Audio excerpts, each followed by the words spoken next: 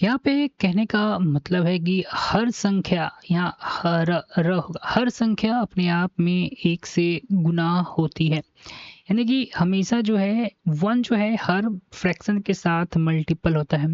और हम लोग ये जानते हैं कि वन जो है वो 100 के बराबर होता है। ठीक है, और ये भी हम जानते हैं कि किसी भी फ्रैक्शन को परसेंटेज में कन्वर्ट करने के लिए हम क्या करते हैं, हम जो है वो 100 से मल्टीप्लिकेशन करते हैं।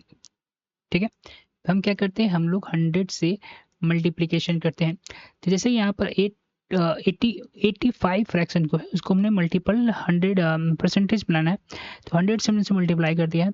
और तो यहाँ पर कट करने के बाद 32 जो है इसका आंसर आया है। ठीक है, सेम तरीके से हम लोग क्या कर रहे हैं, 537 जो है यहाँ पर आप देख रहे हैं,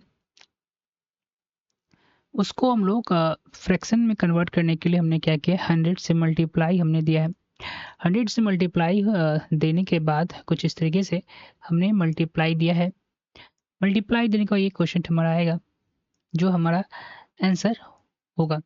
ठीक है, तो यहाँ पर ये याद नोट करके रखिए कि जो भी नंबर है वो जो है वो 100 से मल्टीपल होता है। ठीक है, एन, तो और एन हम जानते हैं वन जो है उसका मतलब होता है 100%। तो एन को हम लोग इस तरीके से कुछ हम लिख सकते हैं। ठीक है, उसके बाद हम लोग 11/45 को, अगर फ्रैक्शन जो हमारे पास है 11/45, अगर उसको हम लोग परसेंटेज में कन्वर्ट करते हैं तो उसके लिए हम लोग क्या करते हैं, 100 से मल्टीप्लाई देते हैं। बहुत बढ़िया। तो यहाँ पर देखिए, यहाँ पर हमने कट किया, उसके बाद कट करने के बाद मुझे मल्टीप्लाई करेंगे तो 200 और रिमाइंडर में डिनोमिनेटर में 9 आया। उसके बाद उसको फिर हम लोग पॉइंट में कन्वर्ट कर लाए, तो 24.44 परसेंटेज जो है वो हम हमारा आंसर होगा।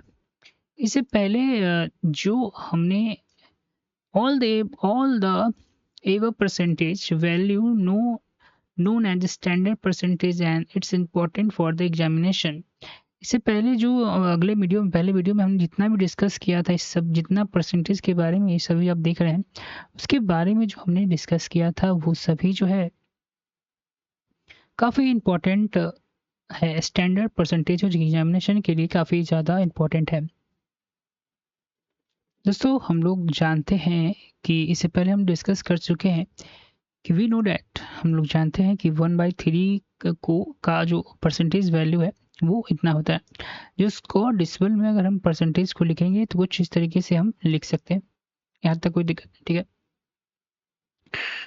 अब ये दोनों मेरा इक्वल टू है, अगर हम इधर साइड 2 से अगर मल्टीप्लाई करते हैं, इस साइड इक्वल टू किधर भी हमें 2 से मल्टीप्लाई करना होगा। ठीक है, 2 से भी इसको मल्टीप्लाई हम करेंगे तो ये हमारा 2 हो जाएगा, नीचे 3 जो हमें समझ हमारा 2/3 हो जाएगा। ठीक है, इधर जो मल्टीप्लाई करेंगे तो ये 6 हो जाएगा, जो कि यहाँ पर हमारे पास है, बिल्कुल सही। ठीक है, उसके बाद देख रहे हो ये जो पार्ट होता है उसको हम लोग किस तरीके से लिख सकते हैं, ये तो कुछ इस तरीके से, ये जो है कुछ इस तरीके से लिखाता है, 33 प्लस 1/3, कुछ इस तरीके से फ्रैक्शन को जब हम तोड़ेंगे तो कुछ इस तरीके से हम लिखते हैं। जब इसको हम मल्टीप्लाई करेंगे तो ये इस तरीके से मल्टीप्लाई होगा, 6 प्लस 2, कुछ इस तरीके से आंसर इसका आएगा। यहाँ पर मैं ये समझा रहा हूँ इसको कि हम लोग जो है सिंपली आपको समझना है कि अगर कोई भी वर्ड लिखा हुआ है, जैसे कि 5/4, तो इसको मल्टीप्लाई कीजिएगा कैसे, 5 से जब मल्टीप्लाई करना होगा तो कुछ 5 प्लस 3/4 है ना ये, तो कुछ इस तरीके से मल्टीप्लाई होगा। यहाँ हो जाएगा 25 प्लस 15/4। यही यहाँ पर मैंने समझाने की यहाँ पर कोशिश की गई है। ठीक है, और यहाँ पर कुछ ध्यान देने वाली बात है कि नोट देने वाली बात है जो याद रखना कि इसको हम लोग इस तरीके से भी लिख सकते हैं। क्या लिखा ही जाता है। Here we discuss in this way we can write, okay, and जैसे यहाँ फ्रैक्शन है, ये जो है वो हमारा होल नंबर का भाग है, ये डिसिमल का भाग है, तो इसको भी हम इस तरीके से लिख सकते हैं। ये कुछ यही समझाने की कोशिश की गई है।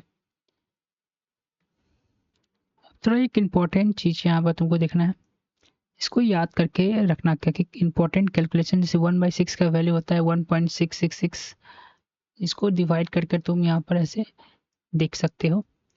1/3 का वैल्यू होता है 3.333, 2/3 का वैल्यू होता है 0.666, 1/2 का वैल्यू होता है 0.5, 1/4 का वैल्यू होता है 2.5, 1/8 का वैल्यू होता है 1.28125, जो कि इम्पोर्टेंट कैलकुलेशंस है, जो हमारे एग्जामिनेशंस में काफ़ी इम्पोर्टेंट फैक्टर्स निभाते हैं। देखिए 1/5 जो यहाँ दिया, 1/4 दिया हुआ है, ठीक है।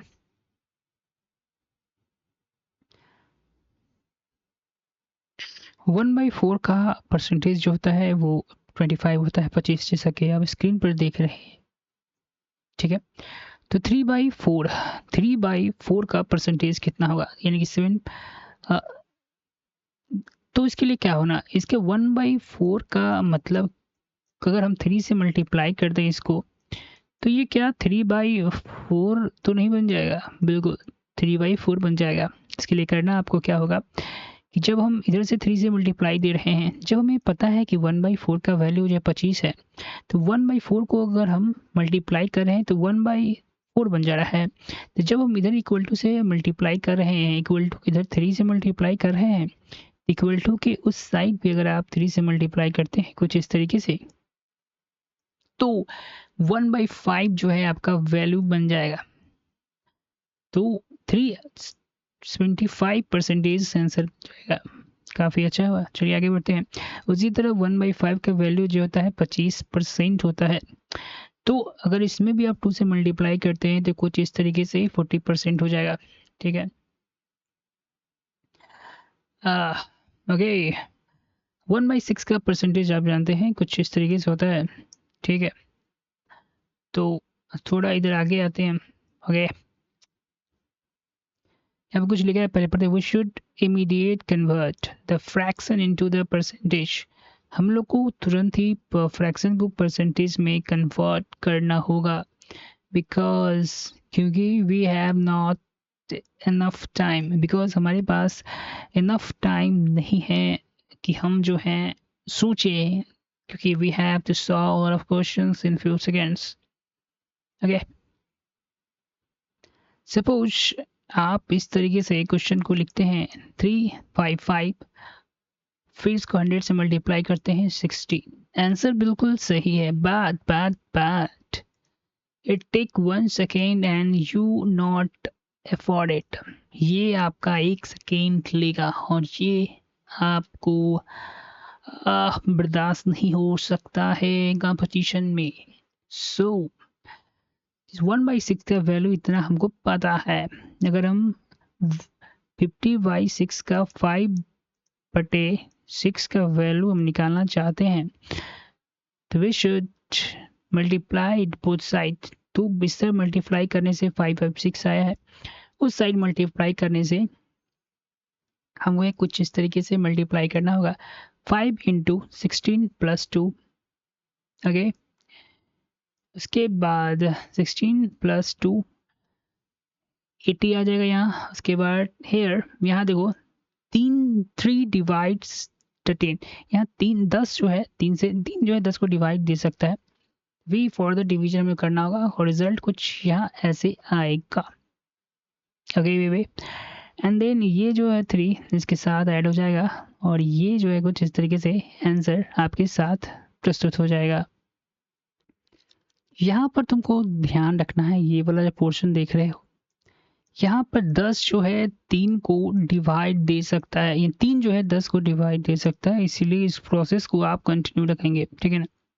तो यहाँ थोड़ा ध्यान रखना। अब एक कंसेप्ट है यहाँ पर, तुम्हारे स्क्रीन पर तुम देख सकते हो, यहाँ पे यहाँ 72 माइनस 2/9, इसको आपको घटाना है, ठीक है। तो इसको आप किस तरीके से घटा सकते हैं? पहली बात कि अगर अगर 73 को दोस्तों हम 72 प्लस 1 लिख सकते हैं, बिल्कुल लिख सकते हैं, जैसे कि हमने यहाँ पर किया है। इसके बाद इसके अंदर ब्रैकेट में लेकर हम लोग क्या करेंगे कि 9 में से 9 माइनस 2 कितना हो जाएगा, तो 7, जो कि हमारे यहाँ पर आंसर आपको दिखाई दे रहा होगा। उसके बाद इसी को हम इस फॉर्म में लिख सकते हैं, ठीक है। लेकिन यहाँ से लेकर यहाँ तक जो प्रोसेस हुआ, ये एग्जामिनेशन में करने में बहुत सारा समय लग सकता है। For SSC you should avoid this step. इसको क्या करना होगा, आप सभी को अवॉइड करना होगा। हाउ टू डू, तो किस तरीके से आप इसको कर सकते हैं। 7 माइनस 1, हाउ टू डू, किस तरीके से आप इस स्टेप को मिनिमाइज कर सकते हैं। नोट देने वाली बात यहाँ है कि 1/5 जो कि लेस देन होता है 1 से, बिल्कुल, एंड 2/9 जो है वो छोटा है 1 से। व्हेन द बिगर नोमिनेटर, तो हम अपने आप में यहाँ दें, इसको प्रोसेस को किस तरीके से मिनिमाइज हम कर सकते हैं।